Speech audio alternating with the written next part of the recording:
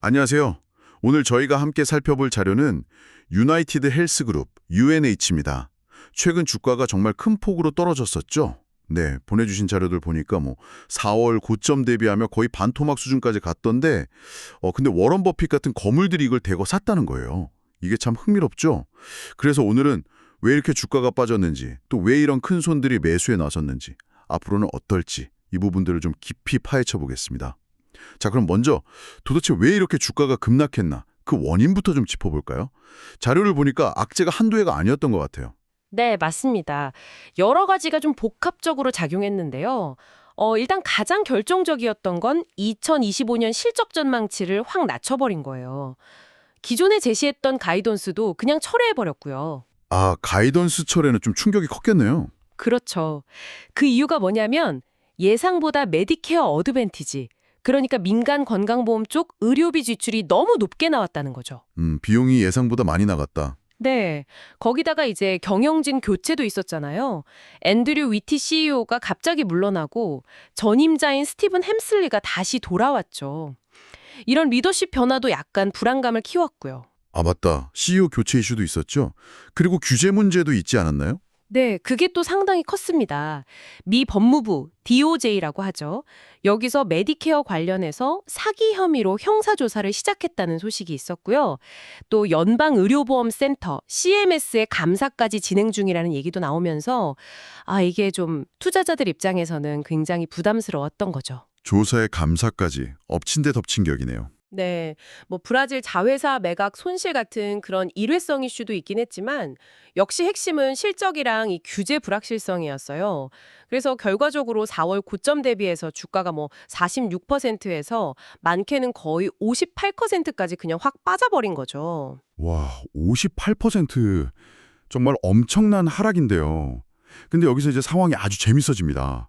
이런 악재 속에서 워런 버핏의 버크셔 해더웨이가 이걸 샀다는 거잖아요. 네, 맞아요. 그것도 꽤 많이 샀어요.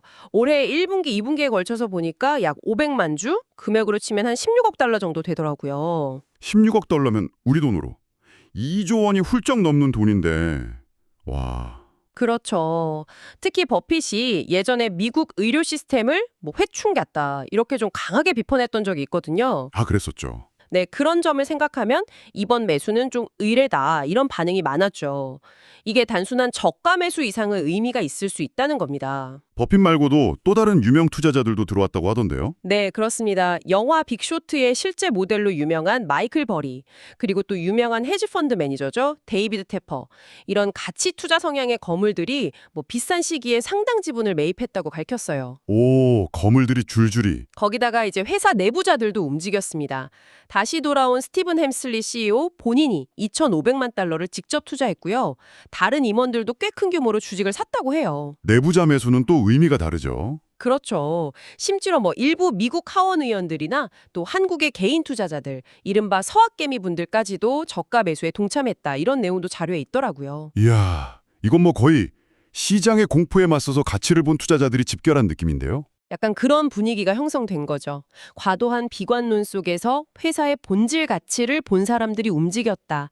이렇게 볼 수 있을 것 같아요. 그럼 이들이 본 유나이티드 헬스의 그 본질적인 가치라는 게 뭘까요? 도대체 뭘 믿고 들어간 걸까요? 핵심은 결국 그 사업 모델에 있습니다. 유나이티드 헬스는 크게 두 축이잖아요. 보험 사업을 하는 유나이티드 헬스케어, 그리고 의료 서비스랑 약국 관리 사업, PBM을 하는 업텀. 네, 보험이랑 서비스. 네, 이 두 가지를 같이 운영하면서 엄청난 시너리를 내고 있다는 점, 그리고 이를 통해 시장에서 강력한 지배력을 갖고 있다는 점, 이게 핵심 가치죠. 특히 업텀 같은 경우는 처방약 가격 협상, 유통관리, 그러니까 PBM이라고 부르는 거죠. 그거랑 병원 위탁 경영까지 의료 서비스 전반에 아주 깊숙이 관여하고 있거든요. 아, PBM이 업텀 소속이군요. 네, 그래서 보험 사업하고 서로 막 도와주고 보완해주는 관계가 잘 구축돼 있어요. 이익 기여도도 보니까 거의 뭐 반반이더라고요. 아주 균형이 잘 잡혀 있죠. 그러니까 사업 모델 자체가 굉장히 탄탄하고 장기적인 성장성도 좋다고 봤는데 마침 단기 약재 때문에 주가가 너무 싸졌다 이렇게 판단했다는 거군요. 정확합니다. 밸류에이션 매력이 확 커진 거죠. 그 주가 수익 비율 PER 있잖아요. 네네. 그게 과거에는 뭐 평균 한 15배에서 40배 그 정도 사이에서 움직였는데 이번에 급락하면서 10배 수준까지 떨어진 거예요. 10배요? 동종업계랑 비교하면 어떤가요? 동종업계 평균이 보통 한 15배에서 18배 정도 되거든요. 그러니까 그거랑 비교하면 확실히 싸진 거죠. 회사가 벌어들이는 이익에 비해서 주가가 너무 저평가됐다. 이런 신호로 해석될 수 있는 겁니다. 법무부 조사 관련해서 벌금 얘기도 있었는데요. 네, 일부 분석에서는 그 법무부 조사 관련해서 최대로 나올 수 있는 벌금이 한 16억 달러 정도 될 거다. 이렇게 예상을 하더라고요. 16억 달러. 아까 버핏 매수 금액이랑 비슷하네요. 그렇죠. 근데 이게 회사 전체 규모를 생각하면 뭐 감당 못할 수준은 아니다. 이런 시각도 있어요. 그러니까 투자자들은 이런 점들을 다 종합적으로 보고 지금 주가는 공포 때문에 너무 과하게 빠졌다. 이렇게 판단했을 가능성이 높은 거죠. 그렇군요. 그럼 이제 앞으로의 전망은 좀 어떻게 봐야 할까요? 주가가 좀 반등하는 것 같기도 하던데. 기술적으로 보면요. 단기 이동 평균선은 일단 회복을 했어요. 근데 아직 중요한 장기 추세선으로 보는 51선이나 201선 아래에 있거든요. 아직은 안심하기 이르다. 그렇죠. 아직 이게 하락 추세에서 완전히 벗어났다고 확신하기는 좀 어렵다는 의미입니다. 추세 전환을 단정하기는 아직 이른 거죠.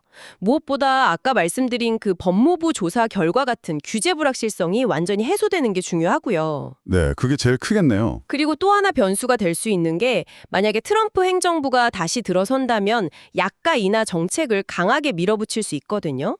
이게 옵텀의 PBM 사업 수익성에는 좀 타격을 줄 수 있어요. 약가 인하 압박이요. 네. 물론 뭐 PBM 이익이 줄더라도 병원 서비스 가격을 올리거나 해서 상쇄할 수 있다. 이런 반론도 있긴 한데 어쨌든 이것도 지켜봐야 할 불확실 요인 중 하나죠. 금리 인하 가능성도 변수가 될 수 있겠네요. 보험사들은 금리 내려가면 투자 수익이 좀 줄어들 수 있으니까요. 네, 맞아요. 그런 거시적인 변수들도 당연히 고려해야 하고요. 여러 가지 요인들이 좀 복합적으로 얽혀 있는 상황입니다. 다만 워런 버핏 같은 이런 진짜 거물 투자자들이 대규모로 매수했다는 거.